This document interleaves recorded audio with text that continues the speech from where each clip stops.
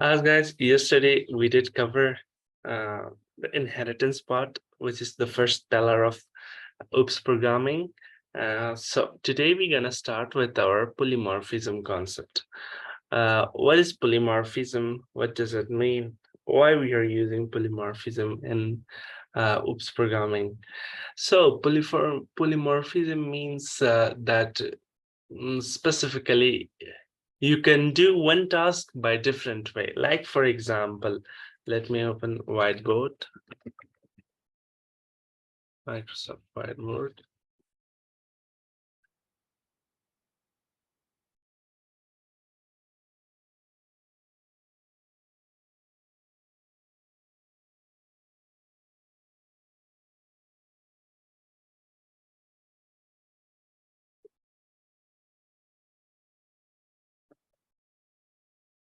Let's take a new slide for that.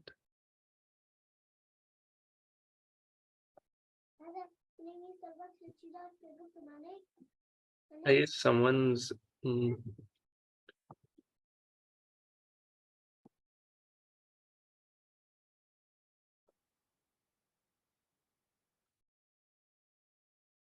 okay, we are good to go. Select the pen. Polymorphism means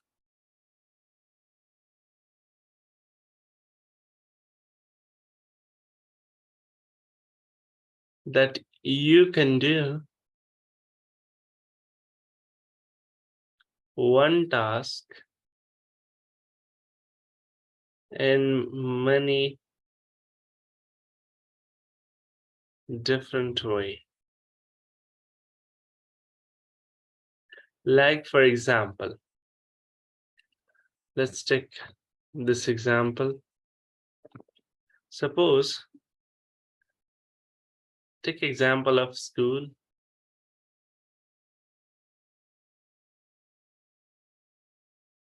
This is a school. And your house is located there. This will be your house. You have one way from here to school, and you have one way right from here. And you have one direct way to school. Now it depends on you that either you're going through this way, you're going by this way, and you're going through this way. At the end of the day, your target is to reach to school. Now polymorphism acts like the same concept. You have many ways for doing programming, but you will select that whether you're going through this way, whether you're going through this way, or whether you're going through this way. This is called the concept of polymorphism that we can implement it in our real world.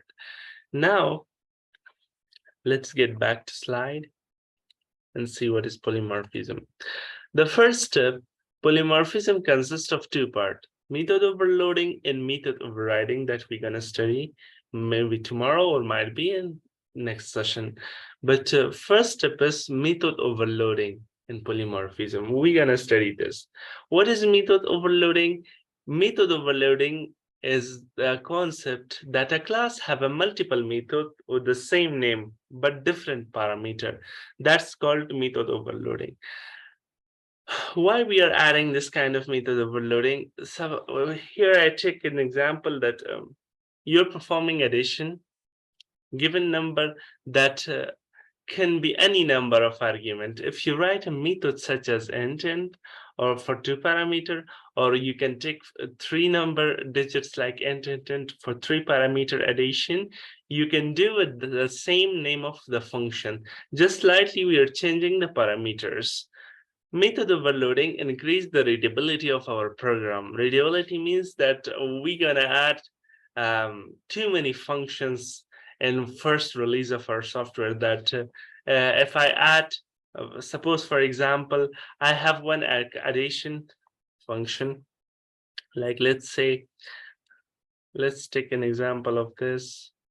Where's my whiteboard? Like for example, in your mobile phone, this is your phone. And If you open calculator app, here will be something like this. Here will be buttons of plus, minus, and multiplication and division. And you add a number in this section that you're adding. Like suppose, for example, let's add 2-digit, 2 plus 2. And if you press the plus button, the result will be what? The result will be 5. Suppose, for example, you erase this section and you add again 3 digits, 3 plus 2 plus 2. The result will be again, if you press 3, the result will be again what? The result will be again, like for example, 2 plus 2 is 4, 4 plus 3 is 7. This will be 7. And if you erase this one and add 4, 4 plus 3 plus 2 plus 2, what will happen? 7 plus 4 will be 11. Now, each and every time that you change your value and you press the button, the same name, because this plus button is, suppose think of that, this is the same name. Plus buttons refer to addition function.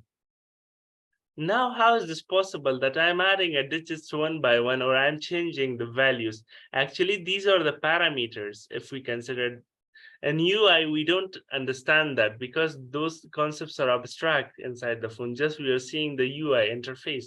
But according to programming, this is interface, this is parameter that each and every time we are changing and we are calling the same function. Right here, method overloading acts like same. So in here, sorry, let's go to slide again. And here, just we are changing the argument, a number of argument, and the function name is still remains same. We are not changing the function name. This is called method overloading. Now, we have different ways to approach this method overloading concept. One way is by changing number of arguments.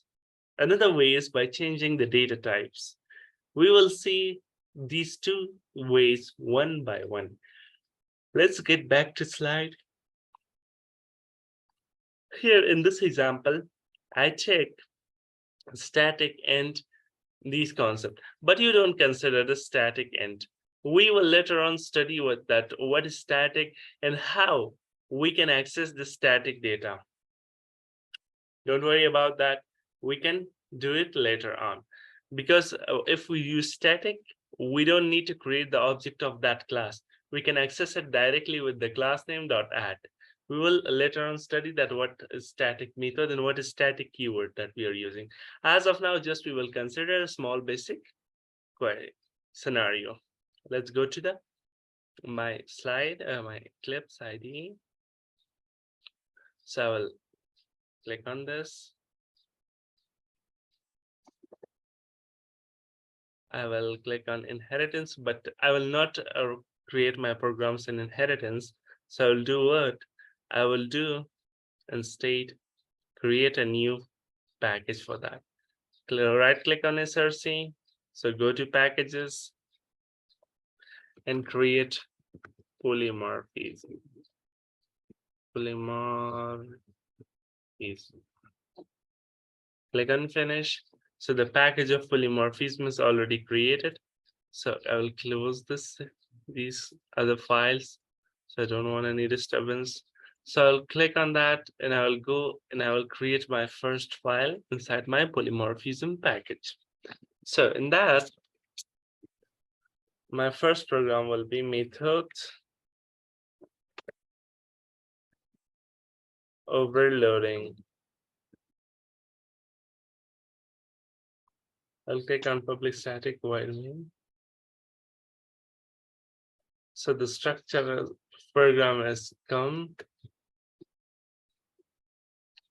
I'll close this. Now I'll come right here and I'll start writing my code. Class. First of all, let's consider class of what? Class of like addition. We will name it addition. Inside addition, there is a class. Like suppose think about UI of your calculator in your phone, that you have one plus button. That one plus button is called a class of addition. That class of addition has many number of parameters that you can change and change again. You can add many different parameters. Let's take this. Like for example, I have one function. I will name it void like add. I will name it add. Inside that, I will pass two parameters. First of all, I will add 2 digits in that, int a comma int b. This will be my 2 digits. Now inside that, I will do what? In system, I will print the data dot out dot println.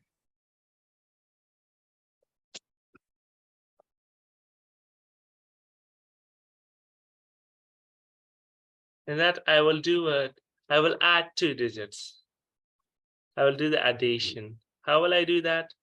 I will add a plus b. I will do the operation of addition directly inside my public system.out.println method without any hesitation. Now let's come to my public static void main and create the method, create the object of the addition. So I'll go addition. I will show OPS, do operations. We'll do addition. This is what it is. I guess we did a mistake. Let me copy this and let's add a new. And let's add this so we don't face any spelling mistake. Now with oops, I can access only one method. OPS dot add. But add has, you can see that as of now, we have added 2 parameters. This is my one parameter and this is my second parameter.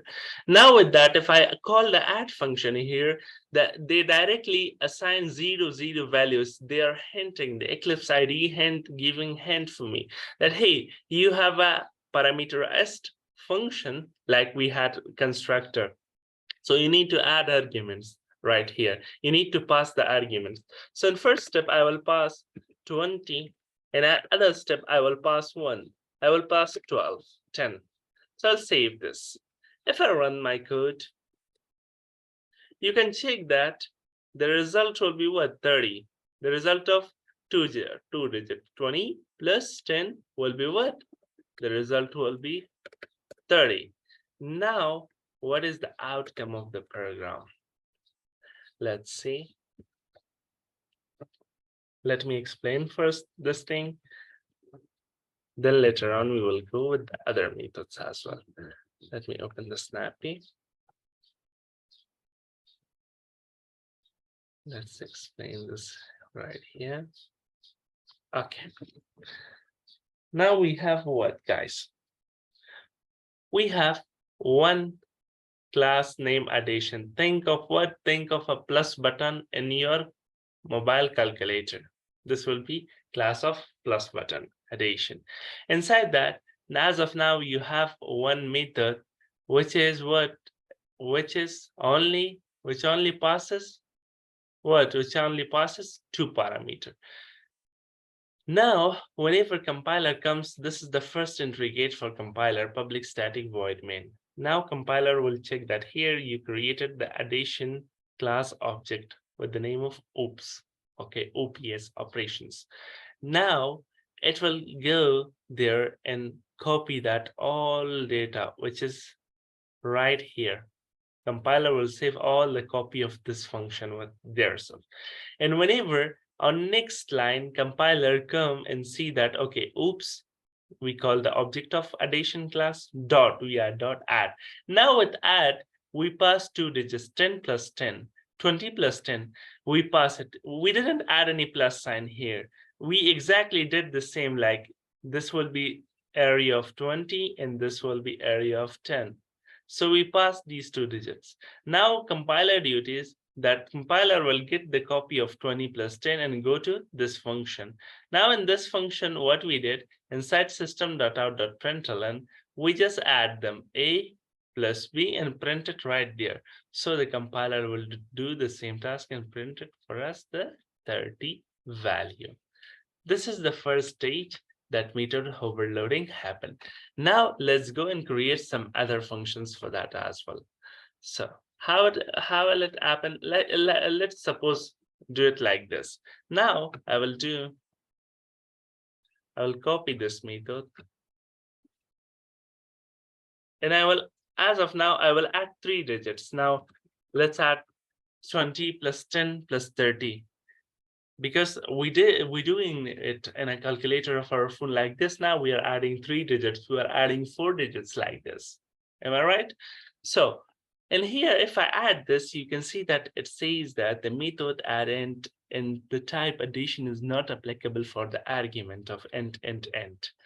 What it says that the compiler told me in a compilation time that, hey, this is a mistake. You don't have any copy of a 3 digits argument function with the name of addition. So my task is to do what? Let's create one another method void with the same name, add. Name is same, you can see. Just I will change the number of argument a, comma, and b, comma, and c. Now, if I save this, you can see that error on the line number 22 gone. Why? Because we create same name of the function, but with the 3 arguments. Now let's copy this, Control C, and let's paste it here. Now I will do what? Instead, I will add C also. Now, if I run my code, you can see that it's printing out for me 13 and 16 on 2 different lines. Why? Because when the compiler comes, okay, it will see that in first function call, which I called add, we have 2 parameters. The compiler will assign it to this method. Compiler will call this method. And second line, we assign 3 parameters. We assign 3 digits. We are adding 3 digits. So compiler will go and hand over it to this function. Compiler will call over on these functions. Hey, I have 2 parameters. Which one of you have the ability or have the capacity to add 2 digits? The add function will call with the 2 parameters that hand over it to me.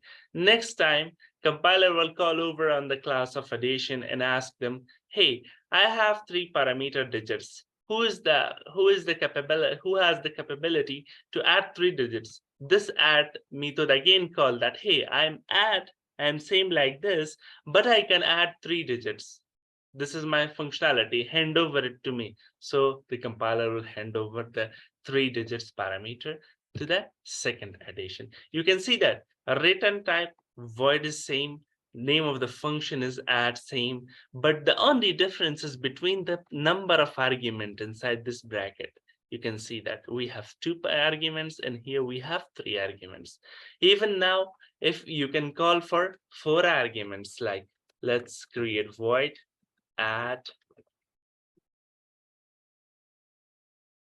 like int a, comma, int b, comma, int c, comma, int d. I'll copy this.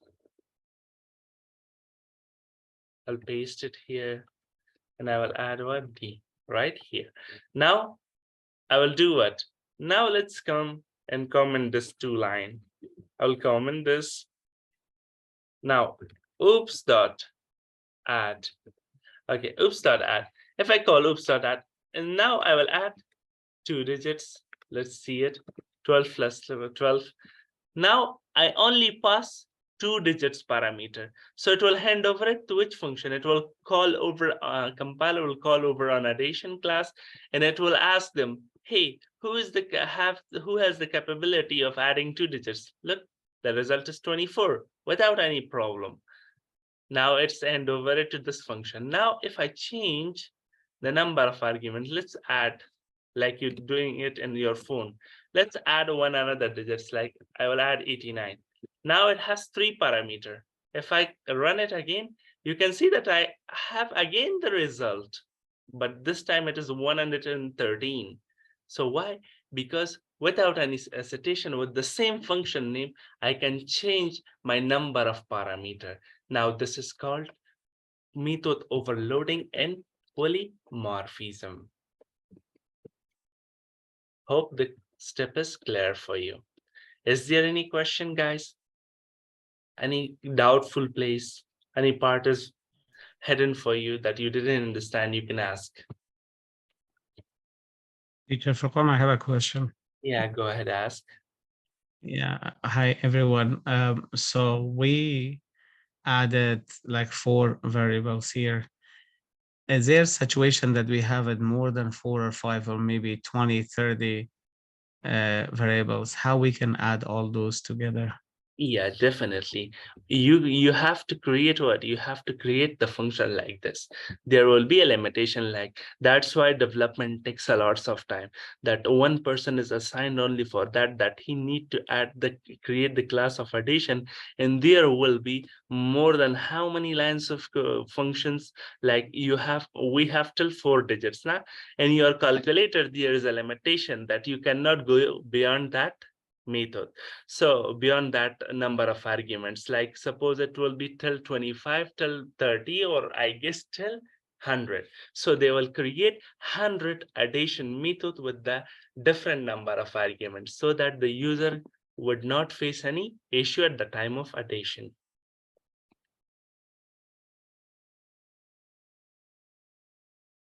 Now you got my answer, Masood? Yeah, I got it. So we can just keep adding. Yeah, just keep It adding could the add it method, could but take with maybe, changing number of arguments. yes, it could may take maybe 100 lines or 200 lines, but we keep adding it. Okay. Yeah, we can keep adding, but here is a limitation that I guess on our phone calculator we can see that addition limitation that after the 100 parameter we cannot add, I guess. Okay, thank you. Yeah, you're most welcome.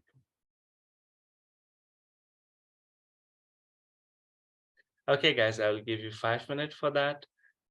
Go ahead and type the program. I'll pause the recording. Jump back to the slide. This was about the method overloading first stage. Now method overloading, changing the data types of arguments. Let's change the data type. That what will happen to them? We will see a program with the change of the data type, but function name will remain same. Let's see it. Let's jump back to the Eclipse IDE. I will take a new class for that. I will name it methods overloading data type change. Data type change.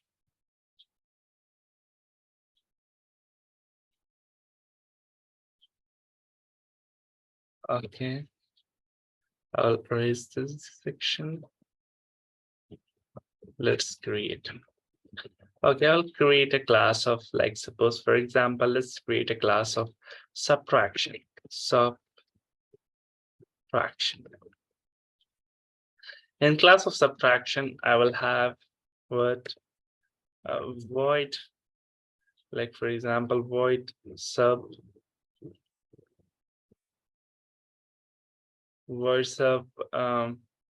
Let's change this to int a, comma, int b. Same like that. Same that we did it. System dot out dot println. I will do a minus b.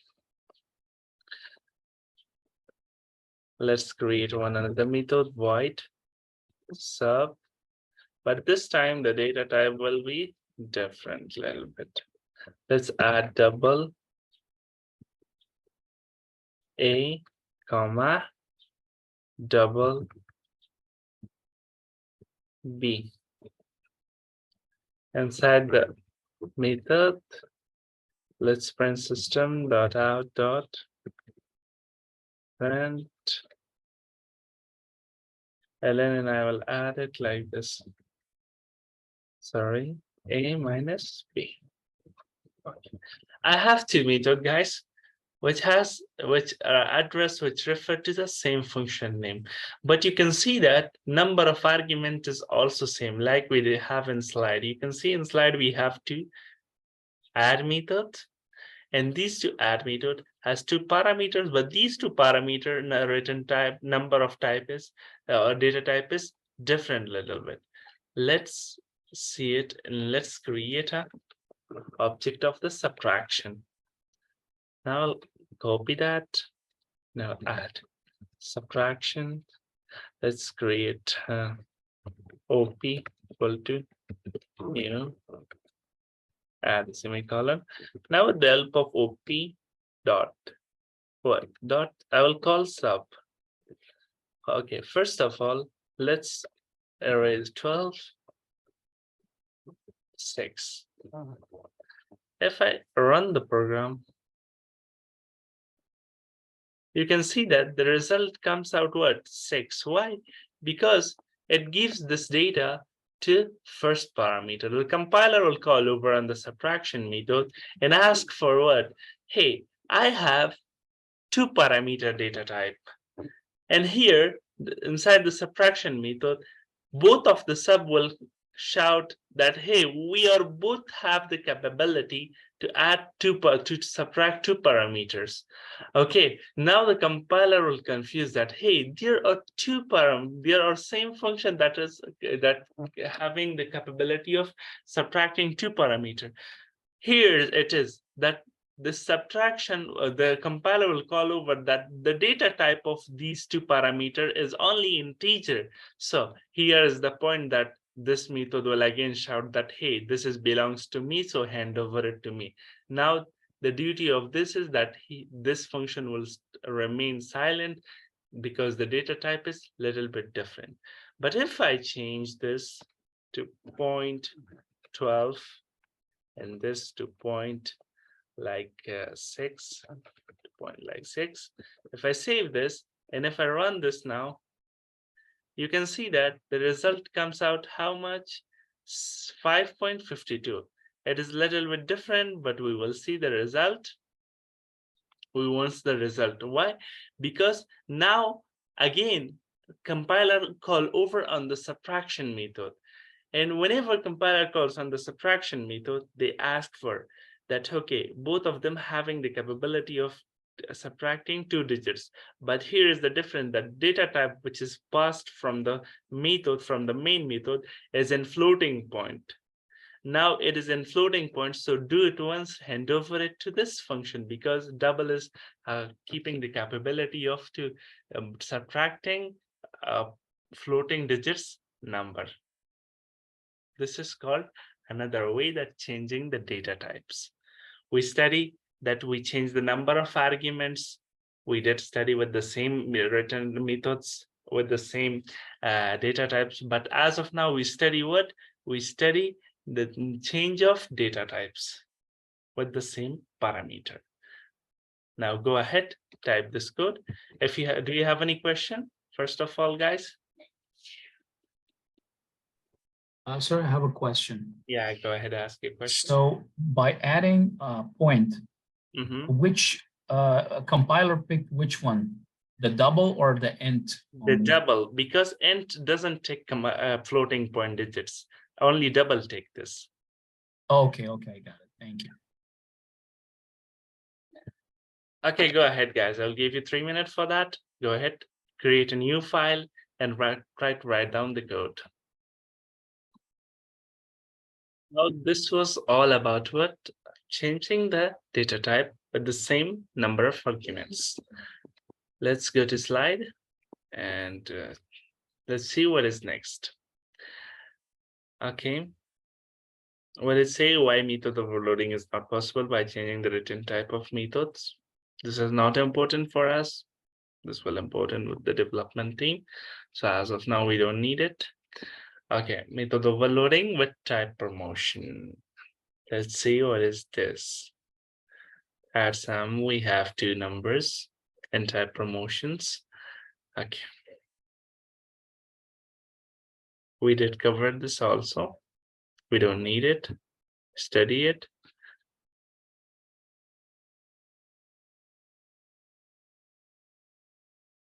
We already did this also. And method overloading with type promotion in case of ambiguity. What will happen in case of ambiguity? Okay, this is a little bit different, but we don't need it as well.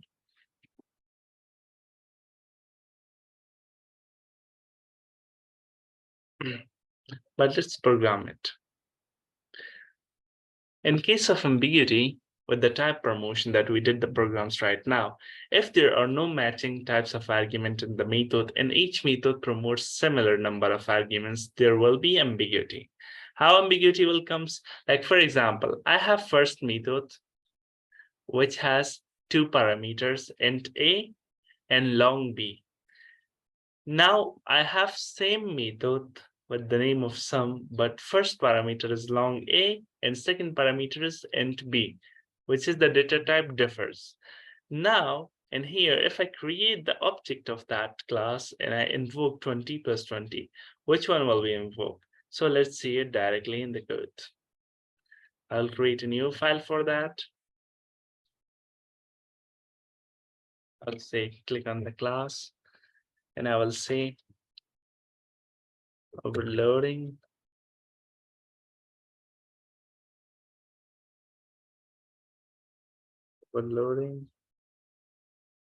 and begin.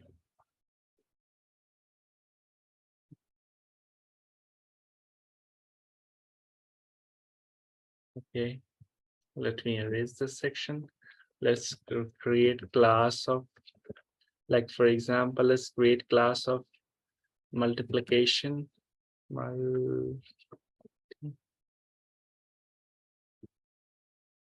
Let's make a void. Let's make two methods void mul. First method will carry two parameters. That will be first a, comma, long b. Here I will do what? System dot out dot println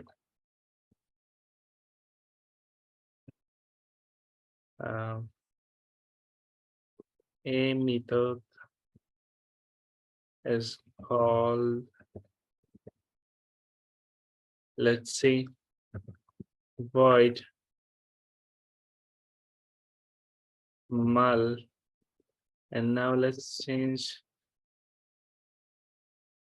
the number of argument will same, but data type this time will be different. Long a, comma, and b. Now again, system dot out dot println b method is called. Now if I create the object of multi, OPS equal to new multi. Now if I call OPS dot mul,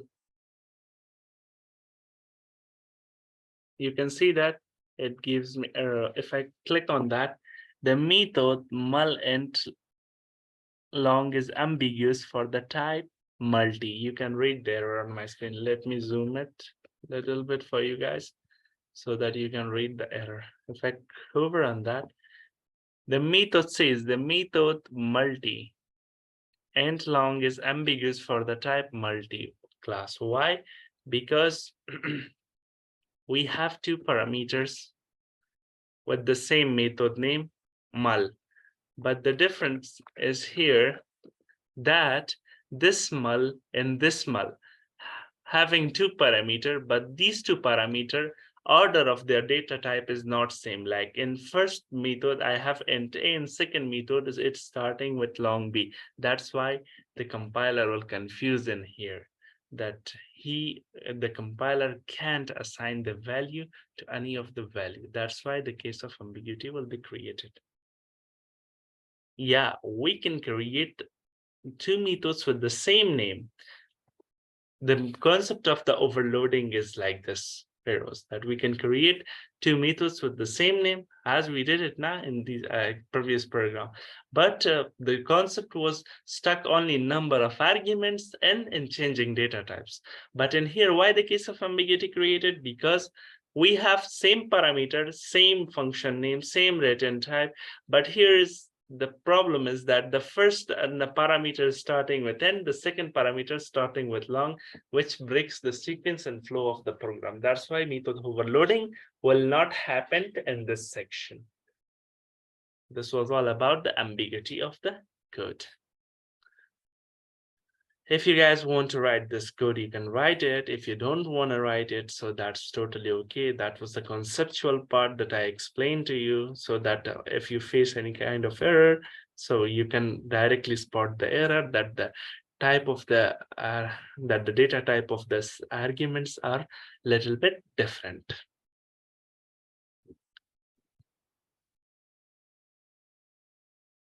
So that's sorry, I got a question. Yeah, go ahead, ask. Can we put like in void mul in the first one? We can put like long A and long B, and then the other one int A, int B. Yeah, that one will work, right? Yeah, it will work because this will be a second case that we change the data types. This will happen. Yeah, we practice this in this program. Yeah, just like in A and B.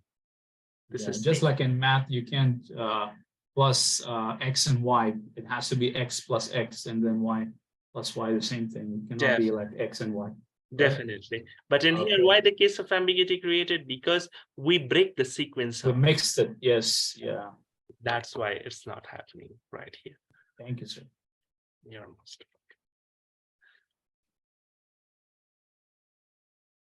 welcome. Okay, guys, that was all about polymorphism, method overloading. We are still remaining with overriding that we're gonna cover it up today, tomorrow, inshallah. So with tomorrow's session, we will be ending up with the polymorphism when we covered the next pillar, the second pillar of the OOPS concept, which was polymorphism.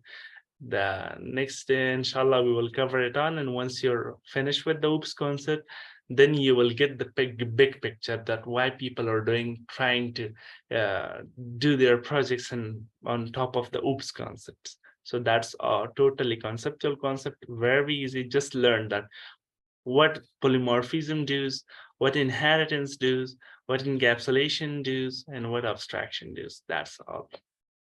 So as I'm winding up here, so I will stop the recording. We have time.